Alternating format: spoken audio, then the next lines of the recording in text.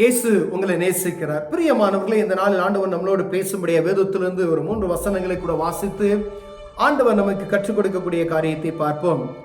அது மீகா எழுதின புஸ்தகம் 7வது அதிகாரம் 2, 3, 4 வசனங்கள் இப்படியாக சொல்லுகிறது. தேசத்தில் பக்தியுள்ளவன் அற்றுப்போனான், மனுஷரில் செம்மையானவன் இல்லை. அவர்கள் எல்லாரும் இரத்தம் சிந்த பதிவு இருக்கிறார்கள். அவனவன் தன் தன் சகோதரனை வலையிலே பிடிக்க வேட்டையாடுகிறான். பொல்லாப்பு செய்ய அவர்கள் 2 கைகளும் நன்றாய் கூடும்.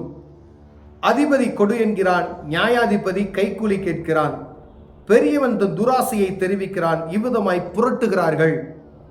அவர்களில் நல்லவன் முச்செடி கொத்தவன், செம்மையானவன் நெருஞ்சியை பார்க்கிலும் கடும் கூர்மையானவன். உன் காவற்காரர் அறிவித்த உன் தண்டனையின் நாள் வருகிறது, இப்பொழுதே அவர்களுக்கு கலக்கம் உண்டு.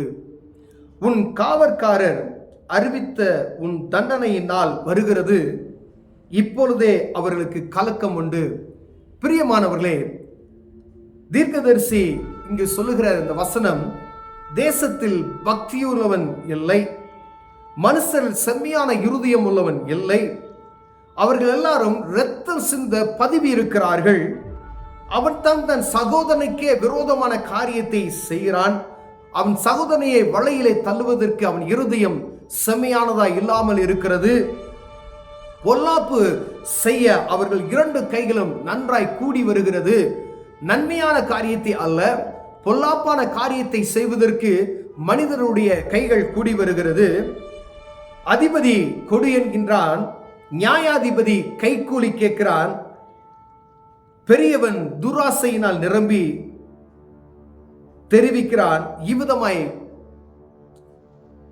நன்மையான காரியங்கள் புரட்டப்படுகிறது என்பதை விவரிக்கிறார். இது நிமித்தம் ஏற்படக்கூடிய காரியங்கள் பாருங்க. நான் நல்லவன் என்று சொல்கிறவன், அவர்கள் நல்லவன் என்று சொல்லப்படுகிறவன் முச்செடி கொத்தவனாய் இருக்கிறான். சாதாரணமா நல்லவங்க அப்படின்னாவே முச்செடி போல இருக்கிறாங்களாம். செம்மையானவன் என்றவன் நெருஞ்சியை பார்க்கும் கூர்மையானவளதாய் இருக்கிறான் அப்படின்னு சொல்லப்படுகிறது. நல்லவன் என்று சொல்லுகிறவனை முச்செடி போல இருக்கிறானா? அப்ப எவ்வளவுக்கு கொடுமையான கைகள் நம் மனிதர்கள் மேல் இருக்கிறது என்றதாய் தீர்க்கதரிசி வெளிப்படுத்துகிறதை நான் பார்க்க முடிகிறது. பிரியமானவர்களே, ஆனா நல்லவன் முச்செடியை போலவும் செம்மையானவன் நெருஞ்சியை பார்க்கலும் கூர்மையானவனாய் இருக்கிறான் என்று சொல்லப்படுகிறது. அப்ப நேர்மையான மனிதர்கள் உலகத்தில் இல்லை அப்படின்ற காரியத்தை வெளிப்படுத்தப்படுகிறது. ஆனா ஒரு காரியம் சொல்லப்பட்டு இருக்கிறது, உன் காவற்காரர் அறிவித்த உன் தண்டனையின் நாள் வருகிறது, அது இப்பொழுதே வருகிறது, கலக்கம் அவர்களுக்கு உண்டாகிறது என்று சொல்லப்படுகிறது. ஒருவேளை இவர்கள் செய்கிறதெல்லாம் செஞ்சு கொண்டே இருக்கிறார்கள். தீர்க்கதரிசி உரைக்கிற வார்த்தை எப்படி என்றால், உனக்கு ஒரு காவலர் உண்டு என்பதை மறந்து போகிறார்கள். இந்த பூமியில இருக்க காவல்காரர்கள் வேறு, ஆனால் வானத்தையும் பூமியும் படைத்த சர்வ வல்லமையில் தேவன் நமக்கு காவல்காரராய் இருக்கிறார். பிரியமானவரே, அவர் வரும்பொழுது அவர் வைத்திருக்கிற தண்டனைக்கு ஒரு மனிதனும் தப்பித்துக் கொள்ள முடியாது என்பதை வெளிப்படுத்தும்படியாய், அதை புரிந்து கொள்ளும்படியாய் ஆண்டவர் நம்மளோடு இடைப்பட்டு கொண்டிருக்கிறார். ஒருவேளை இப்படிப்பட்டதான காரியத்தில் நாம் ஈடுபட்டு கொண்டிருக்கிறோம். நன்மை செய்கிறேன் என்று சொல்லி நன்மை செய்கிற காரியம் நல்ல மனிதன் என்று சொல்லப்படுவனே அவன் முச்செடி போல இருப்பானா? இவன் செம்மையான இருதயமாய் இருக்கிறான் என்று சொல்லப்படுகிறவன் காஞ்சொரியிலும் கூர்மையானவனாய் இருக்கிறான். அவனை தொட முடியாது. அப்படிப்பட்டதான அவ்வளவு அவனுக்கிட்ட நல்லவன் என்கிறவனும் செம்மையானவன் இப்படியா இருக்கும் பொழுது மற்றவர்கள் எப்படி இருப்பார்கள் என்று உதாரணத்துக்கு சொல்லப்பட்டு இருக்கிறது.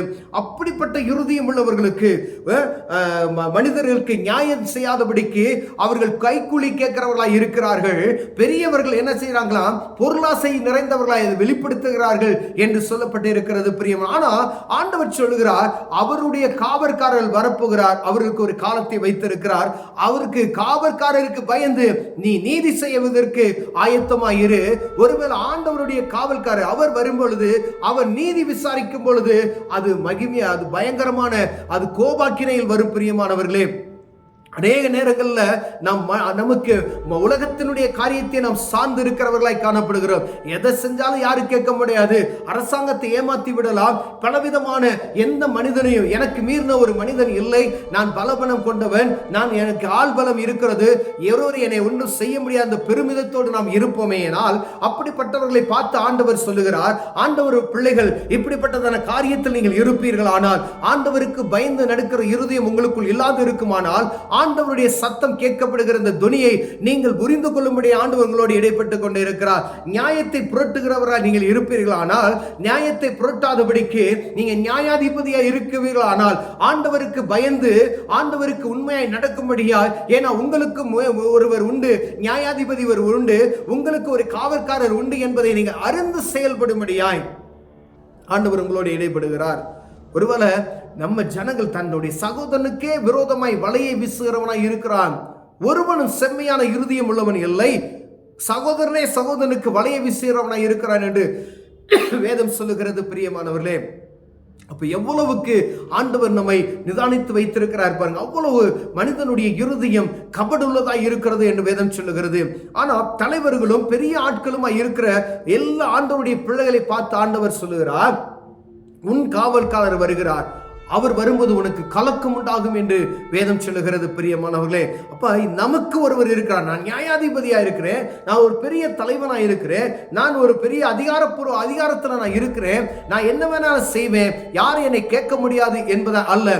என் சகோதரனுக்கு நான் விரோதமாய் குற்றம் செய்வேன், என்னுடைய சகோதரனுடைய ஆஸ்திகளை நான் பிடுங்கிக் கொள்ளவும் என்னால் கூடும், யாரும் என்னை கேட்க முடியாது என்ற பெருமிதத்தோடு நாம் இருப்போமேனால் ஆண்டவர் சொல்லுகிறார், உனக்கு ஒரு தலைவர் உண்டு, உனக்கு ஒரு அதிகாரத்தில் நிறைந்தவர் உண்டு, இந்த பூமிக்குரிய அதிகாரத்தில் உள்ள அல்ல, அவர் மேலிருந்து பார்த்து கொண்டிருக்கிற ஒரு சர்வ வல்லமையில் ஒரு உண்டு என்று ஆண்டவர் சொல்லுகிறார். பிரியமானவர்களே, அவருக்கு பயப்படுகிற இருதயம், தெய்வ பயம் கொஞ்ச நாள் ஒரு மனிதனுக்கு இருக்க வேண்டும் என்று ஆண்டவர் விரும்புகிறார். அந்த பயம் நமக்குள் இருந்தா நாம் என்ன செய்ய மாட்டோமா, பாவத்தை நாம் செய்ய மாட்டோம், மக்களுக்கு அநீதி செய்ய மாட்டோம், அடுத்தவனுடைய சொத்தை எடுத்துக்கொள்ள மாட்டோம், சகோதரனுக்கு விரோதமாய் முரண்பாடான காரியத்தை செய்ய மாட்டோம், நேர்மையான மனிதனாய் இருப்போம், உண்மையுள்ள மனிதனாய் இருப்போம் என்று வேதம் சொல்லுகிறது. இங்கு சொல்லப்படுகிறது, நேர்மையான மனிதன் அவன் என்ன முச்செடி போல காணப்படுகிறான். அப்ப எவ்வளவு கொடுமையா இருக்கும் பாருங்க, முச்செடியை கையில பிடிக்க முடியுமா?